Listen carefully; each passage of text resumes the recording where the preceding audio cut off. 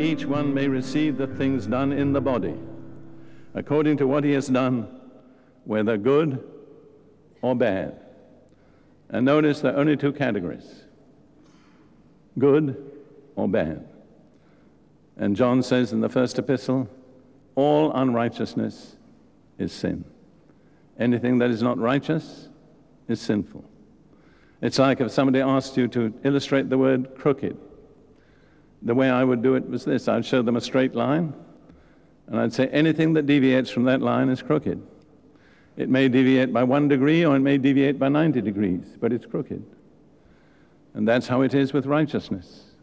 Anything that is unrighteous is sinful. Anything that is not good is bad. There's no middle ground. This is a deception of the enemy, which he has foisted upon the church. Well, I'm not doing what's right, but I'm really not doing what's bad. That's not possible. It's one or the other. This is the judgment seat of Christ. Then we come to the overthrow of the Antichrist and his forces. Now, in 1 John chapter 4, John speaks about Antichrist in 3 ways. The spirit of Antichrist, many Antichrists, and the Antichrist.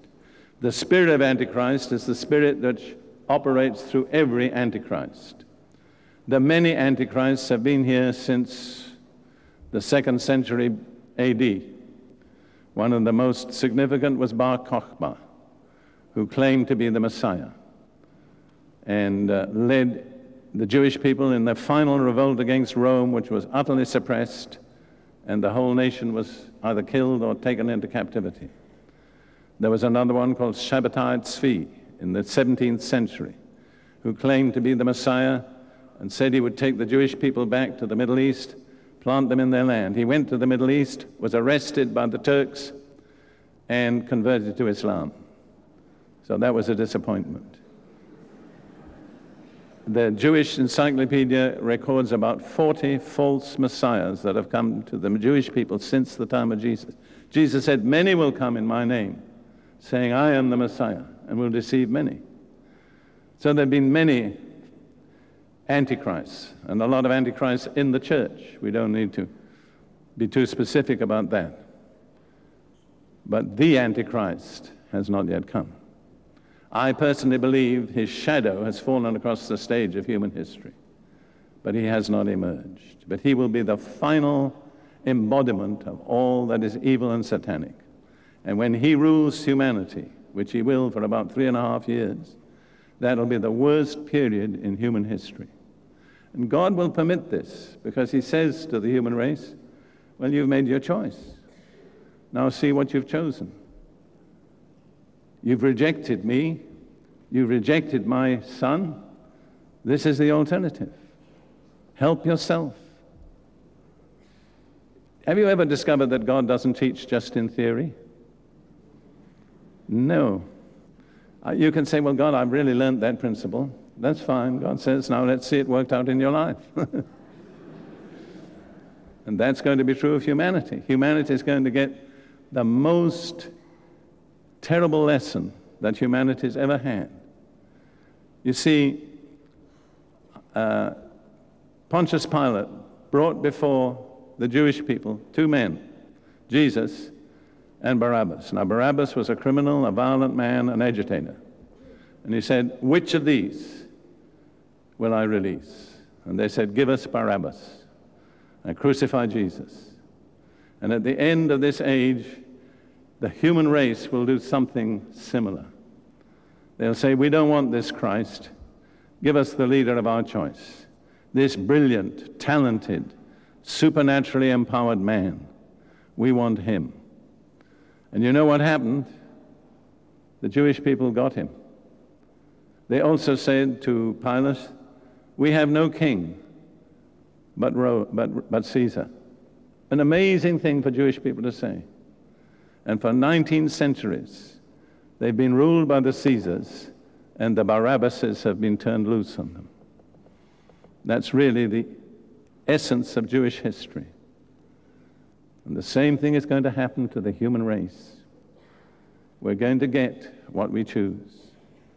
Those of us who choose Jesus will be under his government. Those of us who reject Jesus will be under the government of the Antichrist. Well, I have to go on. Now, the overthrow of the Antichrist. Revelation 19, verses 19 through 21. This is where Jesus appears from heaven riding on a white horse. Do you believe there are horses in heaven? I do. Whether you do or not, that makes no difference to me. And the one who sat on him was called Faithful and True.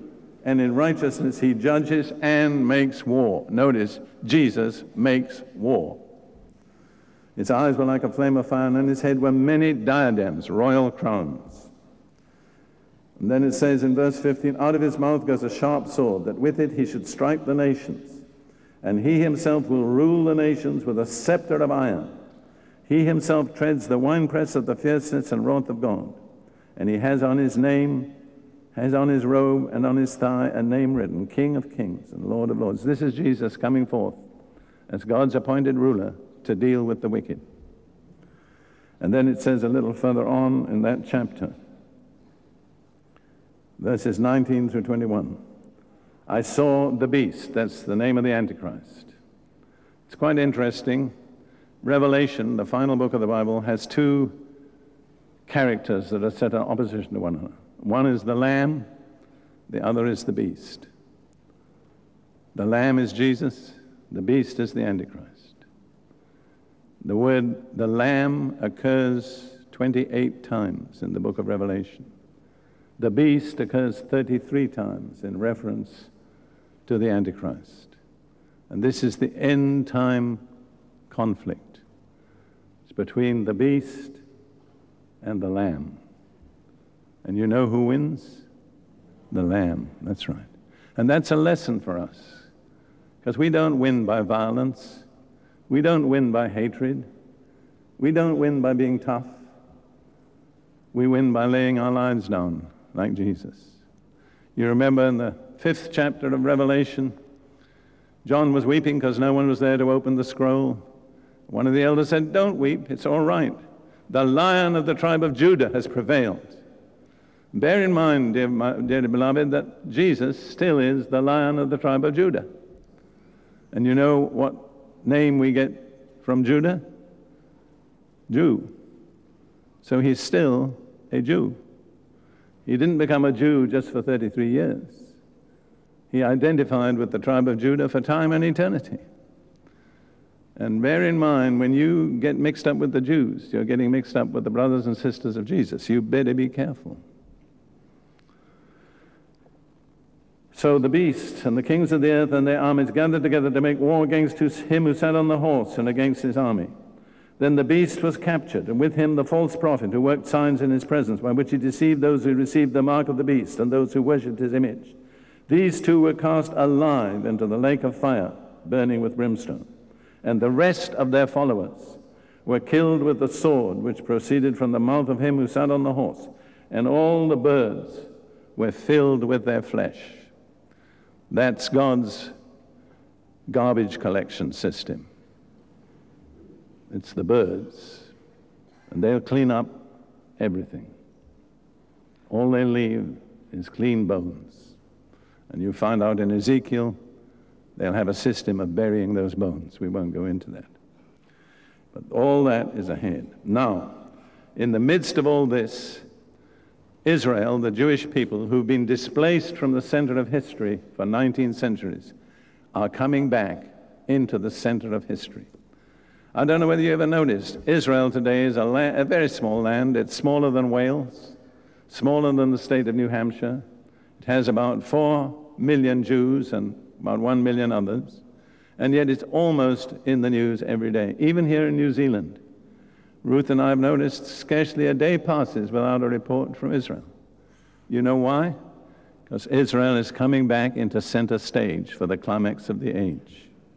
That's where they'll be when the climax comes. Now, Romans 11 contains a very important revelation. Romans chapter 11.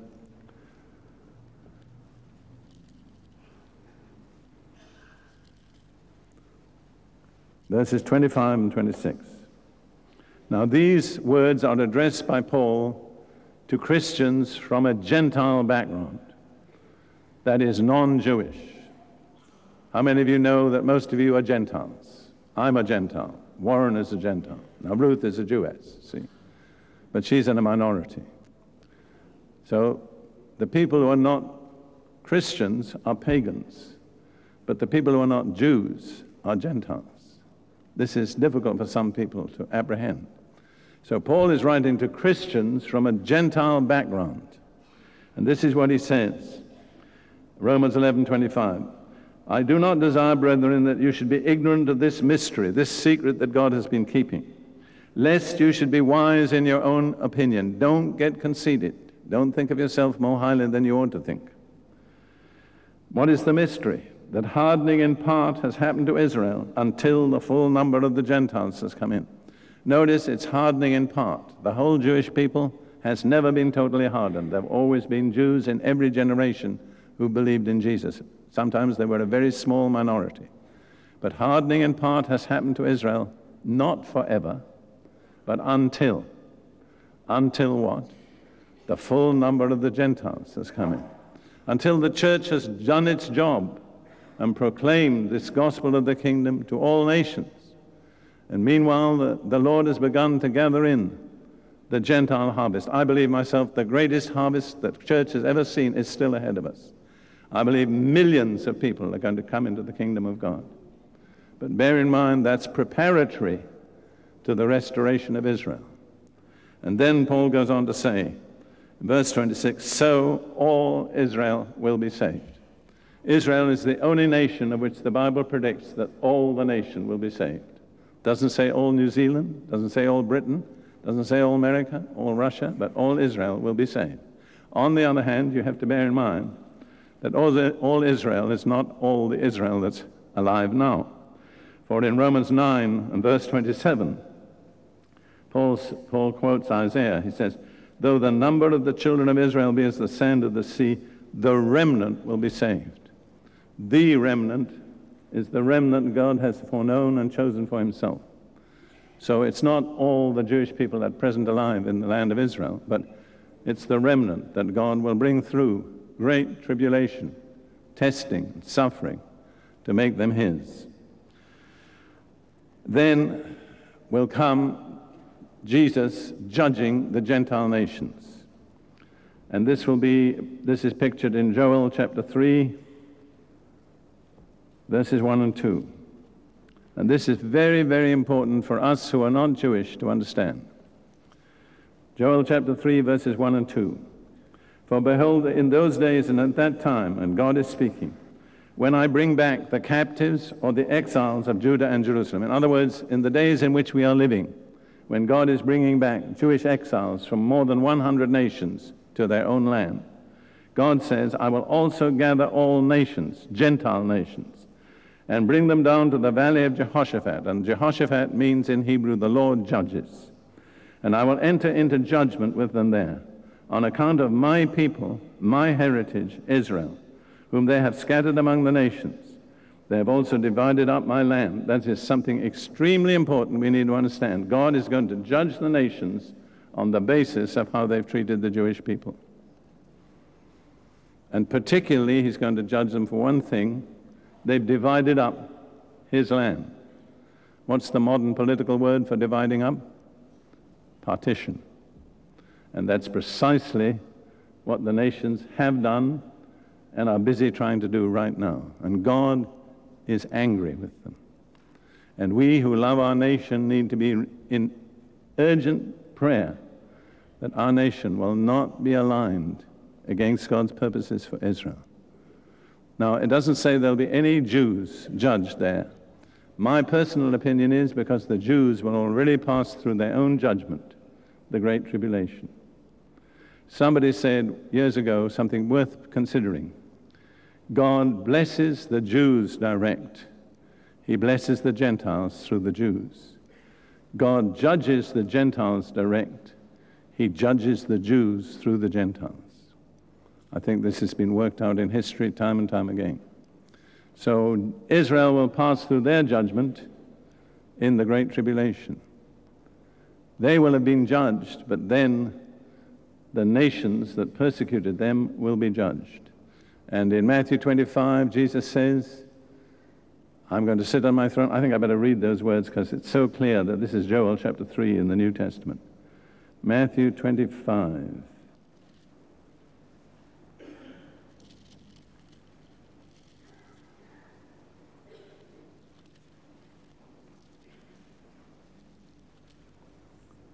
The last part of the chapter. when the Son of Man comes in his glory, verse 31, and all the holy angels with him, then he will sit on the throne of his glory. This is the same scene as in Joel chapter 3, verse 1. All the nations, the Gentiles, will be gathered before him, and he will separate them from one another as a shepherd divides his sheep from the goats. And if you've studied that chapter, you'll find the basic of the division is how they've treated the brothers of Jesus. So we need to know. We need to keep our nation informed. We need to speak out and warn our nations. You're going to be judged by the way you have dealt with God's people and God's land, Israel. Now, following that, Christ's kingdom on earth will be established. Whenever you pray the Lord's Prayer, which you probably do quite often, what you may not realize is you're praying for the establishment of Christ's kingdom on earth, because the first petition is, thy kingdom come. That takes precedence over all other petitions. And when you're praying that, you're praying for the return of Jesus, the establishment of his kingdom on the earth, whether you know it or not. Now, this is described in Isaiah chapter 24, verse 19. You see how important it is to have a knowledge of biblical prophecy. Isaiah 24, verse 19. This is, in a sense, the climax of the age.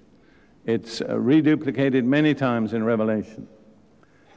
This is the picture. The earth is violently broken, the earth is split open, the earth is shaken exceedingly. The earth shall reel to and fro like a drunkard, and shall totter like a hut. Its transgression shall be heavy upon it, and it will fall and not rise again. That's the earth, the planet on which we live. It shall come to pass in that day that the Lord will punish on high the host of exalted ones, and on the earth the kings of the earth. The Lord will deal with two kingdoms, Satan's kingdom in the heavenlies, the kingdom of man on earth. He will punish all those who refuse his righteous government in the person of Jesus. They will be gathered together as prisoners are gathered in the pit or the prison, and will be shut up in the prison. After many days they will be punished. Now I like this verse. This is the climax. Then the moon will be disgraced and the sun ashamed. For the Lord of hosts will reign on Mount Zion and in Jerusalem and before his elders gloriously. The Lord's kingdom will have been reestablished in its capital, which is Jerusalem. Now, why should the sun be ashamed and the moon disgraced? This is something that I believe I have the answer to. Because in Luke 9 and verse 26 is a description of the return of Jesus. Luke 9:26, Jesus says, "For whoever is ashamed of me and my words, of him the Son of Man will be ashamed when he comes in his own glory, in his Father's glory, and the glory of the holy angels." Just think of that. Jesus is coming in his own glory, the glory of the Father, and the glory of the holy angels.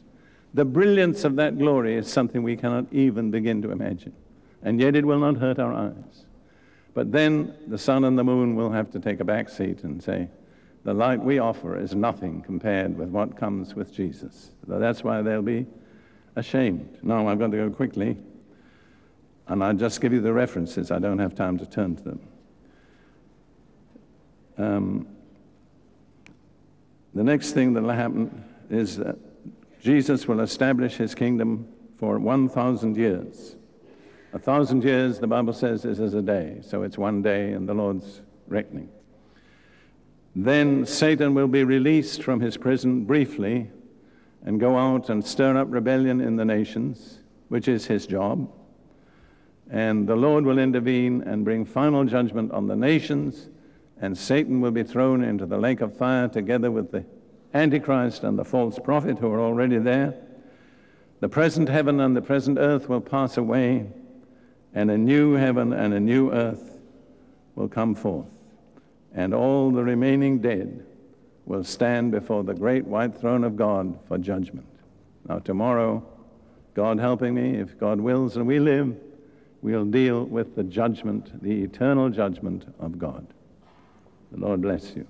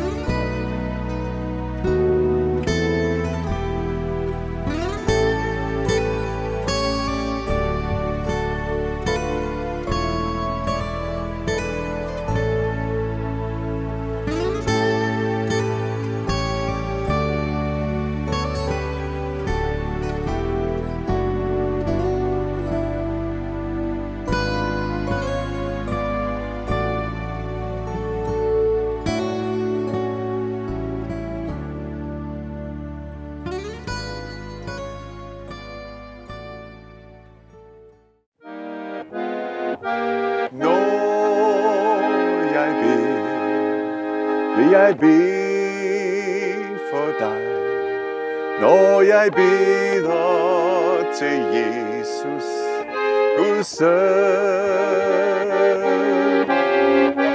Når jeg beder, vil jeg bede for dig. Jeg vil nævne dit navn i min bøn. Når du beder, vil du bede for mig. Når du beder til Jesus, Guds søn. Når du beder, vil du bede for mig. Vil du nævne mit navn i din bøn.